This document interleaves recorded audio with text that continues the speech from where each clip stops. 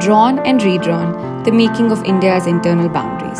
This podcast is part of the India State Stories project that explores the evolution of India's political and administrative boundaries. This is supported by the Center for Legislative Education and Research, Flame University, Pune. In the previous episode, we learnt about the origin and fate of privy purses. In this last episode, we will take a deeper look at the merger agreements that shaped the final integration.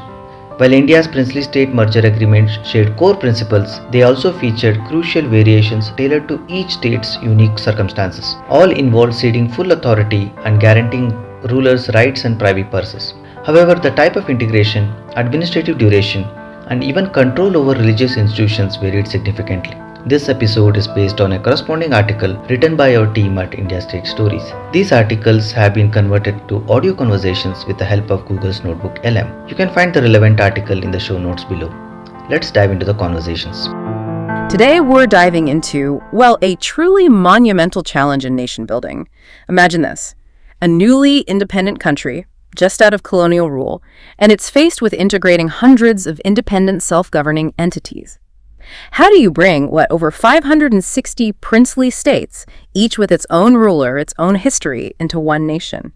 And not through force, but through negotiation. What does that delicate diplomatic dance actually look like? That's exactly what we're unpacking today. We're taking a deep dive into the fascinating, really complex process of how India's princely states were integrated after independence. We'll look at the common threads, the core ideas tying these agreements together, but also highlight the surprising variations that made each state's story unique. Yes, and our insights today, they come directly from a key historical document, the White Paper in Indian States, 1950. We're looking specifically at Article 40, which meticulously details both the commonalities and, crucially, the differences in these merger agreements. It's a real window into the strategy. Right. And for you, our listener, our mission is to help you quickly grasp the core insights from this pivotal time. You'll understand the unified vision, but also the tailored, nuanced realities of this massive integration. Get ready to see the big picture and the details.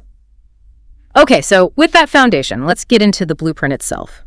The source material, it makes it pretty clear there was a unified approach from the government of India. What were those non-negotiables, the core provisions that almost all these agreements shared? What picture does that paint? Well, what's really striking is the clarity and consistency, first, and this was paramount, was the cession of full authority and jurisdiction. Rulers universally ceded all governance powers, full stop. Authority, jurisdiction powers, everything over their states to the Dominion government, or sometimes to a newly formed United States, a union of states. And this wasn't just symbolic. The agreement specifically said the Dominion government could exercise these powers in such manner and through such agency as it may think fit. No ambiguity there. So, establishing unambiguous central authority right from the start. No wiggle room later on about who held ultimate power. Exactly. And flowing directly from that was the clear agreement by the ruler to transfer the administration on a specific date. So the theoretical cession of power became a practical, on-the-ground handover. And the rationale was interesting too. It was remarkably consistent. Agreements kept citing the immediate interests, best interests, or welfare of the people. That phrase, welfare of the people, it comes up again and again. How important was framing it that way, especially dealing with rulers used to personal domains? Oh, incredibly important. It gave it a moral, a democratic underpinning, which fit the whole post-colonial spirit, Now, while rulers were giving up absolute power, the deals also included significant assurances for them personally. A uniform guarantee of rulers' personal rights and privileges. Things like titles, precedents, certain symbolic rights they had before, all guaranteed. And crucially, succession to the galley of the throne, according to law and custom, was also guaranteed, though mostly ceremonial now, of course. That sounds like a very pragmatic trade-off. Give up the real political power, but keep the status, the tradition. That must have smoothed things over considerably, right? Prevented widespread resistance. It was definitely calculated political engineering. Guarantee their personal status, their financial future, and you essentially, you buy their compliance. Avoids conflict. Crucial for a new nation. Financially, a key bit was the privy purse. Rulers got an annual tax-free sum for personal expenses, and this amount was fixed, explicitly not subject to change. Long-term security. For example, Bhopal's Nawab got 11 lakhs rupees, a huge sum then. They also got retention of private properties, guaranteed, explicitly separate from state properties, vital to avoid confusion or claims of confiscation. Okay. A comprehensive financial and status safety net. And what about their staff, the state employees? It's also covered. The agreements included guarantees for public services, Permanent members of the state services were guaranteed continued service on conditions no less advantageous than before, pensions, leave salaries, all that. Vital for administrative continuity, keeping the machinery running. And the final piece, the overarching feature. All these provisions, every single one, had the direct concurrence and guarantee of the government of India, affirmed by someone from the Ministry of States. So not just local deals, backed by the full weight of the new central government. Ironclad assurance. Precisely. Okay, so looking at this unified blueprint, it really reveals a remarkably consistent strategy. Legal and financial safety nets for rulers and staff while firmly establishing central authority. A firm hand, definitely, but applied with a strategically placed velvet glove. But here's where it gets really interesting, I think. The genius wasn't just the shared blueprint, but how it adapted. The source mentions several notable variations and differences. It wasn't cookie cutter at all. Let's explore those variations now. How did this flexibility actually play out? Yeah, this is where you see the political pragmatism, acknowledging local realities. The type of administrative integration wasn't one size fits all. We saw different models emerge. Some states like Bhopal, Kutch, Manipur, Tripura, they were initially run directly by the center. Chief commissioners' provinces, governed by an appointed official. No elected legislature initially. Often smaller or strategic locations. Then you had a whole bunch that simply merged into existing provinces. Baroda, the Deccan states, Gujarat states into Bombay province, Loharu, Batauti into East Punjab, Terry Garhwal, Benares, Rampur into the United Provinces. Just streamline things, really. Merge smaller units into bigger established structures.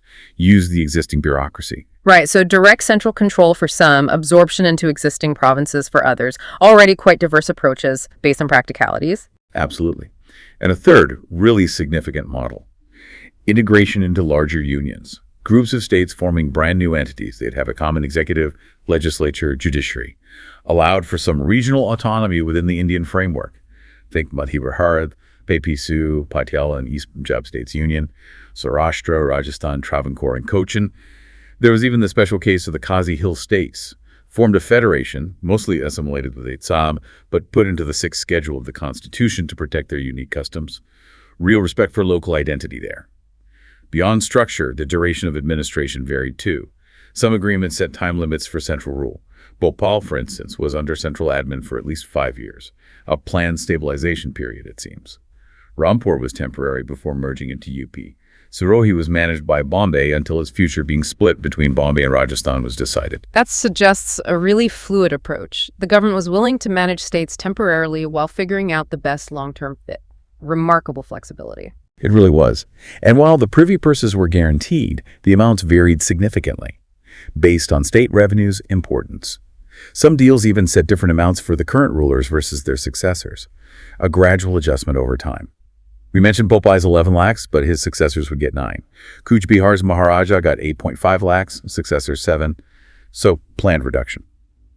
Then there were fascinating differences in the retention of specific powers. Some rulers kept certain judicial functions. The rulers of Gwalior and Indore in Madhya Pradesh and Travancore and Cochin kept powers related to death sentences, suspension, remission, commutation. That's significant residual authority. And in Madhya Pradesh and Rajasthan, the Raj Pramukh, usually a senior former ruler acting as ceremonial head of the union, had the exclusive right regarding joggers, land grants, resuming them, recognizing succession, control over local land power. Wow, that's a powerful holdover for those Raj Pramukhs. Shows their continued clout in certain traditional systems. And I imagine religion must have been incredibly sensitive. Absolutely. Control over religious institutions saw some really notable variations. Acknowledging cultural sensitivities was key. The Maharaja of Manipur, for example, uniquely kept authority over all religious observances, customs, institutions in his state. Direct recognition of his traditional role. But the Travancore and Cochin Covenant went further. Highly detailed provisions for administering devaswams, Hindu temples, financial contributions too. But what's truly progressive here, it included a major social reform, ensuring Harijans, now called Dalits, got a share in temple control and jobs in the devaswams department. A massive step away from past practice woven right into the merger deal. The ruler of Benares also has safeguards regarding his position in religious ceremonies at Kashi, reflecting that city's profound significance. That Travancore and Cochin provision is really something. It shows these weren't just about politics and money. They could actually be tools for social reform, adapting locally while pushing broader national values. Amazing. And what's really fascinating beyond these broader categories is that some agreements had truly unique clauses, tailored to very specific situations, bespoke negotiation almost. Okay, so we've seen common threads, categories of differences. What were some of those really standout one-of-a-kind provisions, the ones that show the deepest customization? Well, take Bipkiskew, the Patiala and East Punjab States Union. It had this very specific restriction. The ruler of Patiala couldn't vote in the election of the Upraj Pramukh, the deputy head. That suggests, a specific political dynamic within that union, maybe concerned about Patiala's historical dominance, needed direct mitigation in the agreement itself for stability. Right, a clear signal of careful power management within the new union, preventing one ruler having too much sway, even ceremonially. Exactly. Then, the Rajasthan Covenant. It had a unique clause just for the new covenanting states. Bikaner, Jaipur, Jaisalmer, Jaipur, big players. It said their private properties would be sorted out directly between the government of India and the ruler. High level, separate track. Acknowledged their stature and bargaining power. And the Manipur Agreement was unique too. The government of India specifically undertook to make provisions for employing Manipurs in public services, a commitment to local economic opportunity. They also specifically agreed to preserve local laws, customs, conventions related to social, economic, religious life. Deep commitment to protecting a distinct local identity in a more peripheral region. That really speaks volumes about understanding that political integration needed cultural sensitivity alongside it, especially for communities with strong identities. It does. And finally, a truly remarkable individual provision for Mewar. A unique position, Maharaj Pramukh, like a paramount ruler, just for him was created for the then current ruler of Mewar for his lifetime. This wasn't just courtesy, it was acknowledging Mewar's ancient lineage, the ruler's immense moral authority, gave him an honorable place in the new setup, integrating historical legitimacy without political power. Wow. These unique clauses really underscore the nuanced negotiations, the respect for local identity, for history that went into forging a unified India, not just absorbing, but acknowledging, integrating, sometimes celebrating the parts. It truly reveals a deep understanding that nation building isn't just lines on a map, it's weaving together distinct histories, cultures, loyalties. These specific provisions were absolutely crucial for getting consent for cooperation, showed the new state wasn't just imposing itself, but genuinely negotiating and valuing its diverse components. A masterclass in flexibility or unity's sake. So we've journeyed through this incredibly intricate world of India's princely state mergers. We've seen that clear, unified approach at the core, but also this rich tapestry of adaptations, unique concessions, a powerful story. Yes, this deep dive really shows the incredible balancing act, establishing essential central authority for a strong nation, while simultaneously accommodating diverse local histories, customs, leadership. It wasn't just administrative tidying up, it was about weaving distinct communities into a shared future through some remarkably complex agreements. And for you, the learner, this isn't just dry history. It's a masterclass in political negotiation, cultural integration, constitutional design. Real insights into managing huge change through strategy, respect for reality, and understanding people. And thinking bigger, it makes you wonder, doesn't it? How do similar integrations, maybe national, maybe even corporate mergers today, handle that tension?